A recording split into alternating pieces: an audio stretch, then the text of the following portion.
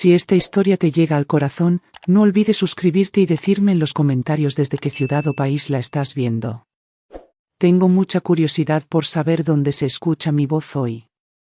El trayecto desde el hospital hasta casa se sintió más largo que los 15 días que pasé internada. Cada bache en el camino hacía que mi cadera palpitara, pero el dolor más pesado se alojaba en mi pecho. ¿Alguna vez has vivido una situación que cambió tu vida para siempre? Déjanos tu comentario y hazte suscriptor porque esta historia te va a impactar de una manera que no esperabas. Había imaginado tantas veces el momento de mi alta, Emiliano esperándome con una chamarra colgada del brazo, Verónica con su sonrisa cautelosa, tal vez hasta un pequeño ramo de flores para suavizar el recuerdo de esas paredes estériles. Nada de eso ocurrió. Firmé mis propios papeles de salida, cargué mi bolsa y tomé un taxi con manos temblorosas. El chofer apenas habló y lo agradecí. Necesitaba el silencio. Me dio tiempo para aferrarme a la esperanza de que tal vez mi hijo estaba demasiado ocupado, o Verónica atrapada con el trabajo o mi nieta. Las familias tropiezan. Es fácil inventar excusas cuando quieres creer. Y yo quería creer con todas mis fuerzas. Cuando el taxi dobló en la calle de Insurgentes, el aire se sintió más cortante, cargado de una manera que me inquietó. Me acerqué a la ventana esperando el consuelo de mi hogar, las paredes de adobe y los rosales que Aurelio y yo plantamos hace años. Pero en lugar de eso, vi una fila de carros apretujados contra la banqueta, camionetas negras relucientes, una troca roja brillante, hasta un sedán con placas de otro estado. Ninguno era de mis vecinos. La música flotaba en el aire fresco de la noche, un ritmo demasiado fuerte, demasiado despreocupado para una calle tan tranquila. Risas salían desde mi patio trasero, voces graves de hombres mezcladas con risitas agudas. Aferré el asa de mi bolsa mientras el taxi frenaba frente a la reja verde. Mi reja que estaba abierta de par en par, como invitando al mundo a entrar en lo que alguna vez fue mi refugio. El chofer preguntó si debía meterse al drive-thru. Mi voz se trabó, pero logré decir que no. Quería un momento para entender antes de pisar el camino de grava. Le pasé unos billetes, salí del carro y me apoyé en la puerta para estabilizarme. Regresé después de 15 días de silencio, pero el sonido que me recibió no era bienvenido. Era el bullicio de extraños celebrando en mi terreno, y estaba a punto de descubrir por qué. Me aferré a la reja de hierro y avancé con pasos firmes hacia la puerta principal. La música se volvía más fuerte, las voces más descuidadas, como si la casa ya no guardara recuerdos ni significado. Antes de que pudiera tocar, la puerta se abrió de golpe. Verónica ocupaba el marco con los brazos cruzados y una sonrisa fría precisa. «No puedes entrar», dijo con un tono endulzado por una cortesía falsa. Sin parpadear, añadió, «mis papás viven aquí ahora». Sus palabras golpearon más fuerte que cualquier puñetazo. Miré por encima de su hombro hacia la sala que Aurelio y yo construimos juntos y no la reconocí. Mauricio, su papá, estaba junto a la chimenea con una copa de vino en alto, riendo como si él mismo hubiera comprado las paredes. Socorro, su mamá arrastraba mi mesa de roble por el piso, reacomodándola como si le perteneciera. El rechinido de la madera contra el azulejo me heló la sangre. Afuera, junto al garaje, vi cajas de cartón apiladas de cualquier manera. En los costados, con marcador negro, estaban mis iniciales AM. Cada pedazo de mi vida, colchas, álbumes de fotos, utensilios de cocina, había sido metido en esas cajas como si fuera basura. Busqué a Emiliano con la mirada, rezando para que apareciera y deshiciera esta locura. Estaba cerca de las escaleras, con los brazos cruzados, la vista clavada en el suelo. El hijo que alguna vez me trajo flores silvestres del río no podía levantar los ojos para encontrar los míos. Ese silencio dolió más que las palabras de Verónica. Respiré hondo, conteniendo el temblor en mi pecho. Podría haber gritado, suplicado que recordara quién era yo. Pero en lugar de eso, dejé que el silencio dentro de mí creciera, envolviendo mi furia. «Disfruten mientras puedan», susurré con voz firme. Verónica parpadeó, tal vez confundida porque no me derrumbé ante su declaración. Me di la vuelta antes de que pudiera responder, dejando mis cajas atrás, cargando solo el peso de lo que ahora sabía. Esa noche, en el motel, marqué un número que no había usado en meses, sabiendo que Clara contestaría. El motel olía ligeramente a cloro y alfombra vieja, pero el cerrojo de la puerta cerró con firmeza y eso bastó. Dejé mi bolsa del hospital en una silla y me senté en la orilla de la cama con los resortes quejándose bajo mi cansancio. Mis manos temblaban mientras sacaba el celular. Solo un nombre vino a mi mente. Clara, dije cuando contestó con la voz desgastada. Te necesito. No dudo. Dime dónde estás. En menos de una hora llegó trayendo el mismo maletín gastado que usaba desde la Facultad de Derecho. Nos conocimos hace décadas, dos mamás jóvenes intercambiando recetas y turnos para cuidar a los niños. Ella se hizo abogada por pura terquedad, impulsada por el recuerdo de ver a su propia madre perder un departamento por papeles falsificados. Vi el viejo fuego en sus ojos cuando le conté lo que Verónica había dicho. Extendimos mis documentos sobre el pequeño escritorio junto a la ventana, carpetas con la letra de Aurelio, un sobre a prueba de fuego con escrituras y un cuaderno viejo con los papeles de mi fideicomiso. Los dedos de Clara se movían rápido, revisando fechas y firmas. Tu fideicomiso debería haber protegido la casa, murmuró. Pero estas transferencias, mira. En un reporte de alertas bancarias, varias cantidades grandes habían sido desviadas en las últimas semanas a un nombre que no reconocí. Coulder RDP LLC. Mi estómago se apretó como si las palabras mismas fueran un nudo. Clara se recargó con la mandíbula tensa. Esto huele a un poder notarial. ¿Firmaste algo en el hospital? Cerré los ojos recordando la voz suave de Verónica, su insistencia en que firmara lo que llamó papeles de seguro. Estaba tan cansada que apenas podía sostener la pluma. Clara golpeó el papel con el dedo. Así lo hicieron. Usaron la desesperación de tu hijo y tu debilidad para robar. Presioné mi mano contra la carpeta, estabilizándome. La voz de Clara era firme, casi feroz. Si quieren jugar con firmas, les responderemos con cada recibo que hayas guardado. Y en esa habitación de motel, rodeadas de papeles y recuerdos, comenzamos a planear cómo recuperar mi casa. A la mañana siguiente, Clara me llevó a la comisaría en la avenida López Mateos. El edificio era sencillo, estuco blanqueado por el sol, pero entrar se sintió más pesado que cualquier juzgado. La sargento Marisol Vargas nos recibió en una oficina estrecha llena de expedientes. Escuchó mientras Clara explicaba las transferencias, las firmas falsas, la posibilidad de un poder notarial deslizado bajo mi mano en una cama de hospital. Vargas no interrumpió, solo tomaba notas con su letra firme. Cuando Clara terminó, Vargas me miró. Entiendo las ganas de enfrentarlos, pero si los confrontas ahora, puedes perder las pruebas que necesitamos. Negarán todo. Dirán que estás confundida por la cirugía. Lo que importa es tener evidencia que hable más fuerte que las emociones. Sus palabras dolieron porque ya había intentado entrar a mi casa con nada más que furia. Asentí, tragándome el ardor en la garganta. Clara explicó el plan. Ella solicitaría registros al registro público para obtener cualquier documento relacionado con mi propiedad. También pediría los registros bancarios que conectaran a Coulder RDP LLC. Mi papel sería más arriesgado, volver a mi propia casa, actuar serena y dejar que los Coulder se delataran solos. Vargas deslizó un pequeño estuche de terciopelo sobre el escritorio. Adentro había un brazalete plateado, lo suficientemente sencillo para pasar como joya. En el broche, casi invisible, había un botón diminuto, un toque y graba, otro toque y envía una señal silenciosa directamente aquí. Lo abroché en mi muñeca. El metal frío, más firme que mi propio pulso. Por primera vez en días sentí algo más fuerte que el dolor, una chispa de determinación. Esa noche en el motel practiqué respirar con calma, ensayando una sonrisa que no mostrara rabia.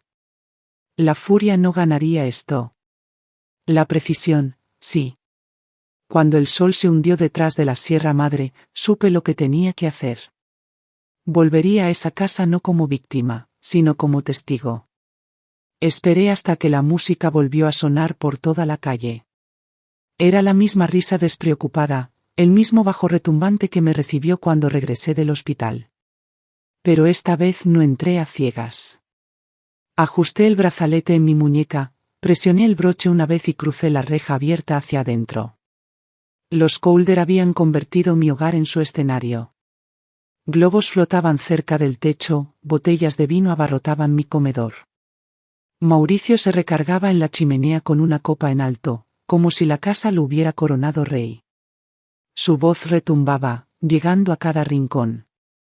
Es sencillo. Encuentras a un dueño demasiado débil para pelear, empujas los papeles y el registro ni parpadea. Rápido, firmado, sellado nuestro antes de que se den cuenta. Las risas estallaron, agudas y feas. Me quedé cerca del pasillo con el pulso acelerado, el brazalete parpadeando débilmente bajo mi manga. Socorro pasó con un plato de botanas y sonrió hacia el garaje. Ni siquiera sabrá dónde dormir cuando terminemos de vaciar todo. Las palabras me golpearon como una bofetada, pero mantuve la respiración estable. Entonces, la voz de Verónica cortó el aire, casual y confiada.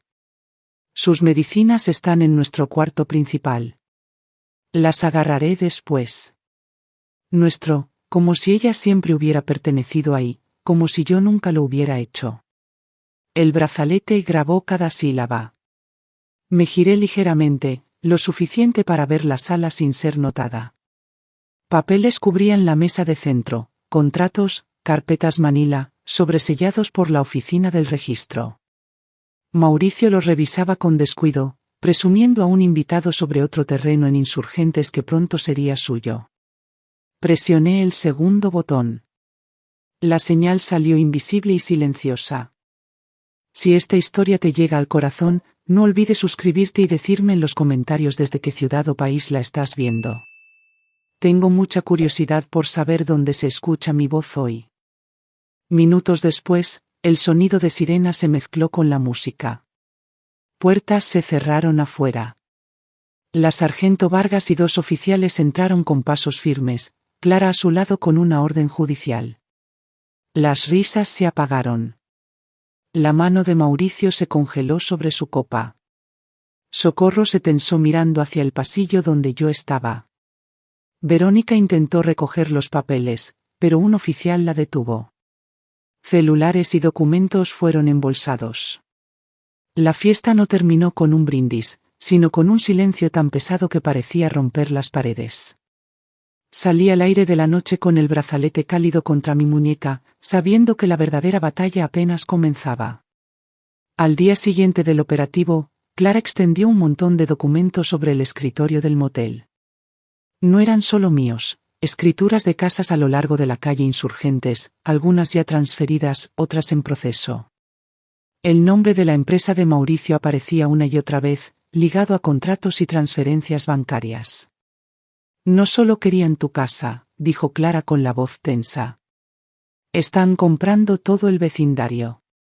Una vez que pase la rezonificación, el valor del terreno se disparará. Miré los nombres en las escrituras, viudas con las que había compartido café, veteranos que aún saludaban desde sus portales, parejas que habían vivido aquí más tiempo que yo. Cada firma parecía irregular, apresurada, algunas apenas legibles. Mi estómago se retorció. No solo me habían marcado a mí, sino a todos los que estaban demasiado cansados o confiados para pelear. Esa tarde, la sargento Vargas me llamó a su oficina. Una enfermera del hospital había dado un paso al frente. Recordaba a Verónica parada cerca durante la sedación, susurrando que había papeles que firmar. Mi mente ardía con el recuerdo de la insistencia suave de Verónica, su sonrisa ocultando el acero debajo. Cuando Vargas deslizó el reporte sobre el escritorio, sentí que la habitación se ladeaba. El nombre de mi hijo estaba ahí, su firma temblorosa pero clara, otorgando poder a Verónica y a la empresa de Mauricio. ¿Lo sabía?, pregunté, aunque la respuesta ya la tenía dentro de mí. El silencio de Vargas fue más pesado que cualquier palabra. Salía el sol abrasador de Ciudad de México con el reporte temblando en mis manos. Imágenes de Emiliano de niño llenaban mi mente, sus risas en el río, las noches en que ponía flores silvestres en mis manos. Ese mismo niño se había quedado callado mientras mi vida me era arrebatada. Creyó que todo se resolvería o simplemente decidió no importarle mientras otro cargara con la culpa. La traición cortó más profundo que cualquier papel falsificado. Mi furia hacia los Calder era limpia, casi fácil. Pero el dolor por Emiliano era diferente, complicado, interminable, como una herida que se niega a cerrar. Esa noche en el motel puse el reporte junto a mi cama y miré el techo, sabiendo que cuando llegara el momento tendría que enfrentar a mi hijo, no solo a los planes de su esposa. La notaria estaba frente a Vargas con las manos temblando mientras confesaba. Admitió que había sellado documentos sin la presencia de Emiliano, presionada por las promesas de Mauricio de más negocios. Sus palabras confirmaron lo que Clara ya había armado. Los Calder habían orquestado cada paso. Esa noche Vargas actuó rápido. Se emitieron órdenes de aprehensión y el aire en la comisaría pasó de la sospecha a la certeza. Observé desde un rincón mientras traían a Mauricio sin su arrogancia, su sonrisa de vino reemplazada por silencio. Socorro lo siguió con los brazos cruzados, mirando a todos lados menos a mí.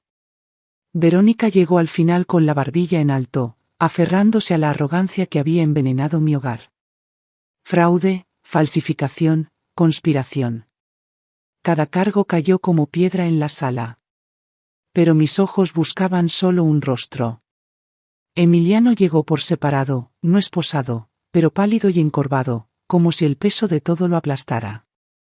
Vargas le dio espacio, dejándolo hablar sin presionarlo. Su voz se quebró cuando admitió lo que había hecho. Firmó el poder notarial, desesperado por cubrir deudas de proyectos inmobiliarios fallidos. Pensé que podría arreglarlo después, susurró con los ojos fijos en la mesa. Las palabras se hundieron en mí, más pesadas que cualquier traición de los Calder. Ellos habían actuado por codicia, pero mi hijo les había dado el cuchillo. Creyó en mentiras porque ofrecían una salida a sus propios errores. Quería gritar, zarandearlo, preguntarle por qué no vino a mí, pero me quedé en silencio con las manos apretadas a los costados. Su vergüenza ya era una prisión y podía ver que no tenía salida más que la verdad. Mientras Vargas tomaba su declaración, supe que este ajuste de cuentas era solo el comienzo. La verdadera decisión estaba por venir, entre la justicia y la sangre. Me permitieron unos minutos con Emiliano en una sala de consulta pequeña. Solo una mesa, 2 sillas y el zumbido de las luces fluorescentes. Parecía más pequeño de lo que recordaba, con las manos apretadas y los ojos hinchados por noches sin descanso. Por un momento, ninguno habló. Metí la mano en mi bolsa y deslicé un sobre amarillento sobre la mesa. Tu papá escribió esto antes de irse, dije con voz firme. Creo que es hora de que lo leas. Las manos de Emiliano temblaron al desdoblar el papel. Sus ojos recorrieron la letra de Aurelio, las palabras que habían sostenido a nuestra familia, un recordatorio de que el carácter se prueba cuando nadie ve, que el miedo y la codicia son trampas, que la integridad es la única herencia que vale la pena dejar. Mientras leía, sus hombros temblaron y lágrimas cayeron sobre la página, emborronando la tinta. Destruí todo, susurró. Dejé que me usaran. Te usaron a ti. Testificaré. Contaré todo. Es lo menos que puedo hacer. Quise abrazarlo, pero el recuerdo de estar parada en mi propia puerta, bloqueada, me detuvo. El amor tiraba en una dirección, el dolor en otra. Me estabilicé y hablé con cuidado. Testifica, acepta lo que venga, cumple tu condena si eso decide el juez. Solo entonces podrás empezar de nuevo. No cargaré tu castigo por ti. Sus ojos buscaron los míos, desesperados por un perdón que no le di. No, aún. Lo que ofrecí fue la oportunidad de recuperar su propia dignidad, si tenía el valor de soportar el peso de sus decisiones. Cuando el guardia abrió la puerta, Emiliano apretó la carta contra su pecho como si fuera un salvavidas. Me di la vuelta, sabiendo que mi fuerza ya no venía de protegerlo, sino de reclamarme a mí misma. El juzgado estaba en silencio cuando Verónica tomó el estrado. Se mantenía con la misma sonrisa arrogante que mostró en mi puerta, segura de que hablaría para librarse. Pero cuando sonó el audio, su voz cortante reclamando mi casa y burlándose de mis pertenencias, su compostura se quebró. Aferró la barandilla, su rostro palideció y se dobló sobre sí misma mientras las palabras resonaban en la sala. Mauricio y Socorro ni siquiera intentaron actuar. Ambos aceptaron acuerdos de culpabilidad cuando las escrituras y transferencias bancarias quedaron expuestas. Su imperio de firmas se desmoronó en bolsas de evidencia y exhibiciones judiciales. Emiliano estaba frente a mí con los hombros tensos, pero la voz firme. Admitió las deudas, las decisiones desesperadas, las firmas que nunca debió dar. Dijo al tribunal que había sido débil, manipulado, ciego al daño que causó. No era absolución, pero era la verdad. El juez le dio una sentencia reducida, servicio comunitario, asesoría financiera y supervisión. Fue clemencia, pero venía con un peso que él tendría que cargar. Cuando se dictó la sentencia, el juez confirmó el fideicomiso que Aurelio y yo creamos hace años. La casa seguía siendo mía, protegida por una previsión que alguna vez pensé innecesaria. El alivio me inundó, aunque mezclado con tristeza por lo que había pasado. Después, los vecinos se reunieron fuera del juzgado. Me tomaron de las manos, agradeciéndome por sacar a la luz el fraude que casi los consume también. Su gratitud me calentó el corazón, pero aún pesaba. La justicia se había servido, pero la ausencia de mi hijo a mi lado era una herida que la ley no podía sanar. Cuando la multitud se dispersó, me dirigí a casa lista para enfrentar las habitaciones silenciosas y decidir qué reconstruir de las cenizas. El primer día de regreso en mi casa, caminé lentamente por cada cuarto, dejando que el silencio se asentara a mi alrededor. Las paredes parecían marcadas por lo que habían presenciado, pero seguían siendo mías. Abrí las cajas que los Calder habían amontonado en el garaje y comencé a ordenar mi vida. Las fotos de Aurelio y Emiliano de niño volvieron a la chimenea, las colchas a la cama, el tazón de porcelana de mi mamá al gabinete. Cada pieza que regresaba era como coser una costura rota. Afuera me arrodillé junto a los rosales. La tierra estaba seca, las raíces enredadas por el descuido, pero podé con cuidado, presionando nuevos brotes en el suelo. Era un ritual que Aurelio y yo compartíamos, y ese simple acto me dio calma. Clara y yo nos reuníamos a menudo en su oficina, dando forma a los inicios de la Fundación Morales. Presentamos papeles, reclutamos voluntarios y corrimos la voz. Los adultos mayores que enfrentaran engaños en sus familias o comunidades no estarían solos. La idea de que nuestro dolor pudiera proteger a alguien más me dio propósito. Las cartas de Emiliano llegaban una vez por semana. Algunas eran disculpas torpes, otras listas de sesiones de asesoría y proyectos comunitarios. Las leía todas, pero solo respondía cuando sus palabras mostraban esfuerzo. No excuses. No le facilitaría el camino, pero lo dejaría abierto. La paz no llegó como triunfo, llegó como un suspiro lento, la certeza de que había sobrevivido y reclamado lo que era mío. Una noche, después de terminar de plantar, cerré la puerta principal y apoyé la mano en la madera. Disfruten mientras puedan, susurré, no para ellos, sino para mí. ¿Qué habrías hecho tú en esta situación? Escribe tu comentario con tu opinión y conviértete en suscriptor para más historias que te harán reflexionar sobre la vida real. Gracias por escuchar. No olvides suscribirte y compartir tu historia en los comentarios. Tu voz importa.